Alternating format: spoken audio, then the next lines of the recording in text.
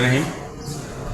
اگر آپ F I R تھانے میں درج کرواتے ہیں اور دوران تفتیش پولیس جو ہے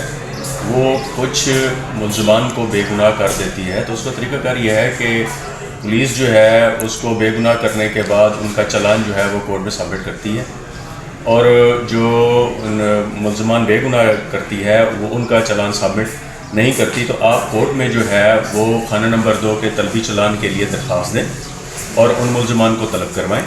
اور ان کے خلاف ٹرائل کروائیں۔ اور اس دوران آپ کو چاہیے کہ جب آپ کا چلان کورٹ میں پیش ہوتا ہے تو اس دوران آپ پرائیویٹ کمپلینٹ جو ہے ان ملزمان کے خلاف دائر کریں اور سب کے سب ملزمان کو اس میں رکھیں، اور جو استغاثہ آپ پرائیویٹ کمپلینٹ جو ہے وہ دائر کریں گے اس میں جو ہے وہ سب پہ ایلیگیشن لگائیں اور اس میں ہی اپنا جو ہے وہ ٹرائل کروائیں۔ اور کیونکہ اس میں بنیادی وجہ یہ ہے کہ police opinion not bending upon the court, کہ پولیس کی رائے جو ہے وہ عدالت پر مقدم نہیں ہے، کورٹ خود دیکھے گی آفٹر دا ایویڈنس جو ہے وہ یہ لوک آؤٹ کرے گی کہ آیا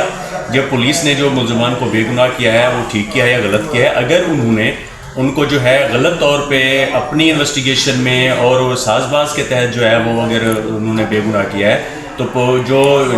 جج صاحب ہیں وہ اس میں جو ہے پرائیویٹ کمپلینٹ میں ایویڈنس کلیکٹ کرنے کے بعد وہ جو بے گناہ ملزمان جو انہوں نے پولیس نے قرار دیے تھے ان کو بھی سزا جو ہے وہ سنائے گی اور ان کو بھی سزا ہوگی۔